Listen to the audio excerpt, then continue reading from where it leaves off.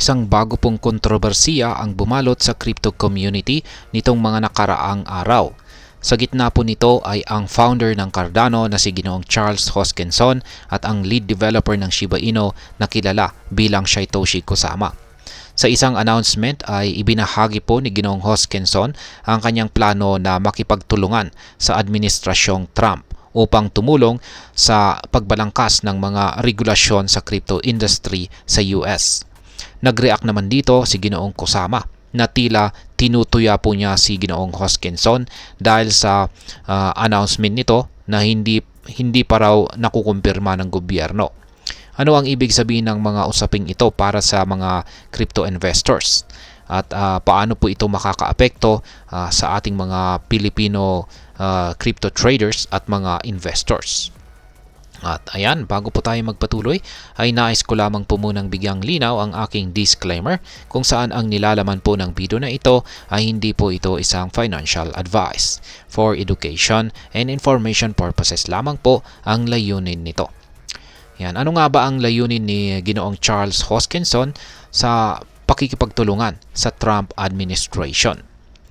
Ayan, inanunsyo po ni Ginoong Charles Hoskinson na meron siyang plano na makipagtulungan sa administrasyong Trump para matulungan ang US sa pag-develop ng malinaw at makatwirang mga batas para sa crypto. Layunin niyang suportahan ang mga bills na may kinalaman sa crypto tulad po ng Financial Innovation Technology 21 or FIT21 at Loomis-Gillibrand Responsible Financial Innovation Act or RFIA. Sa pamamagitan po ng pagtatayo ng isang policy office sa Input-Output Global or IOG, umaasa po si Ginoong Hoskinson na magbigay ng mas malinaw na regulasyon sa industriya.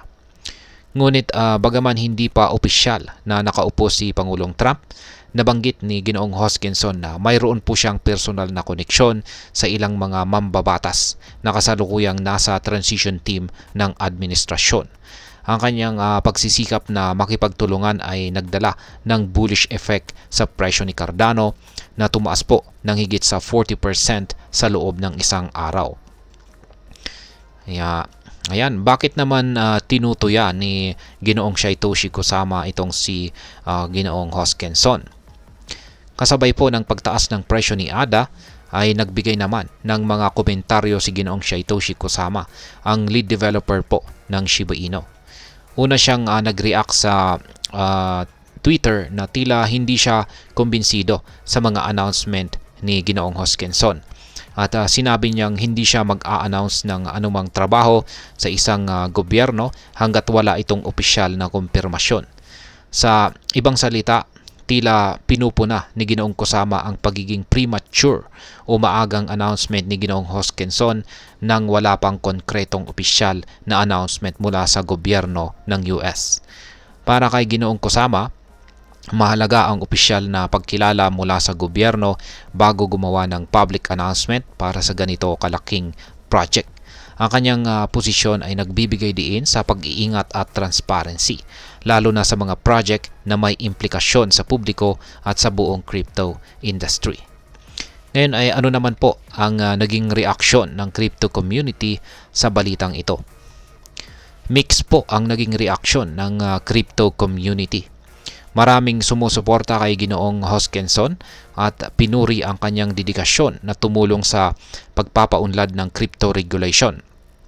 May ilan ring nagsasabing makakatulong ang kanyang karunungan sa pagbibigay po ng tamang pananaw sa mga mambabatas upang magkaroon ng mas friendly at pro-innovation na batas para sa mga crypto assets. Sa kabilang banda naman ay hindi rin naniniwala ang mga kritiko. Ang mga sumusuporta kay Ginoong Kusama ay nagsasabing tama lang ang pagiging maingat pagdating sa ganitong klaseng mga announcement, lalo na kung wala pang opisyal na kasunduan o kumpirmasyon mula sa gobyerno. Ngayon ay ano naman po ang posibleng epekto nito para sa atin bilang mga Pinoy crypto traders at investors? Sa kabila po ng mga kontrobersiya sa pagitan ni Ginoong Kusama at Hoskinson, ang pag-develop ng crypto policies sa US ay may malaking implikasyon para sa mga Pilipino. At masasabi kong meron po itong tatlo na mga posibleng maging epekto.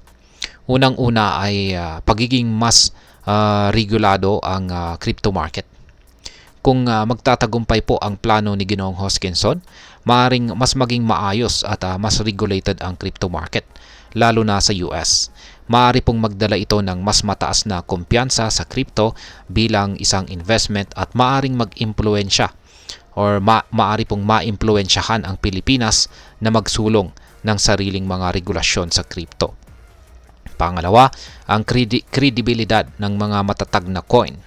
Kung makakapagpasa po ang administrasyong Trump ng mga regulasyon na nakatuon sa mga kilalang crypto assets gaya ng ADA, posibleng tumaas ang kredibilidad ng iba pang mga malalaking coin. Para sa mga Pinoy investors, magiging mas kaakit-akit ang pag-i-invest sa mga coin na ito dahil mas regulated at mas sigurado ang kinabukasan ng kanilang ecosystem. At ang pangatlo or panghuli, ang pagtutok po ng atensyon sa mas malalaking projects. Ang ganitong klaseng mga collaboration ay nagpapakita po na hindi lamang simpleng digital asset ang mga crypto tulad ni Cardano at Shiba Inu. Kung may potensyal itong magamit para sa mga project na makakatulong sa pag-unlad ng ekonomiya, ay ayan. Para sa mga Pilipino ay syempre mas malaki ang posibilidad na makikita natin ang mga project tulad ng blockchain-based solutions sa ating local na ekonomiya sa hinaharap. Ngayon ay ano naman po ang aking masasabi tungkol dito? Sa aking palagay ay kapwa may punto naman po sina Ginoong Hoskinson at saka si Ginoong Kusama. Si Ginoong Hoskinson na masigasig na isulong ang mas malinaw na regulasyon para sa crypto ay may layuning maprotektahan ang industriya at makapagbigay po ng seguridad para sa mga investors. Gayunpaman, tama rin si Ginoong Kusama sa kanyang pagiging maingat sa mga premature na announcement. Sa bawat project ay may kinalaman po sa government or gobyerno, mahalaga ang kumpirmasyon mula sa mga opisyal na ahensya upang maiwasan ang kalituhan at panandali ang espekulasyon sa market. Ang ganitong klaseng kontrobersiya ay nagpapakita po na ang crypto ay patuloy na lumalaki bilang isang mahalagang asset at mas maraming tao ang nagiging interesado rito. Sa hinaharap, ang mga hakbang na ginagawa ngayon ay magiging pundasyon para sa isang mas organisado at transparent na crypto market. Ngayon ay paano naman po makakatulong ang usaping ito para sa atin bilang mga Pinoy investor? Yan, bilang mga Pinoy investor ay ang balitang ito ay nagpapaalala na mahalaga ang pagsubaybay sa mga global developments, lalo na sa mga regulasyon sa ibang bansa. Ang paborableng batas at regulasyon ay maaring magdala ng mas maraming oportunidad sa market at magpatibay po ng kumpiyansa sa mga crypto asset tulad ng Shiba Inu at Cardano. Gayunpaman ay tandaan na mahalaga pa rin ang tamang risk management at analysis upang hindi masangkot sa mga speculative na galaw sa market. At ayan, hanggang dito na lamang po tayo sa video na ito mga ka-crypto. Sana po ay inyong nagustuhan ang aking paliwanag sa video na ito. Kung inyo po itong nagustuhan ay pakiclick lamang po ang like button nito. Marami pong salamat sa panonood. Ingat po tayo lagi at God bless po sa ating lahat.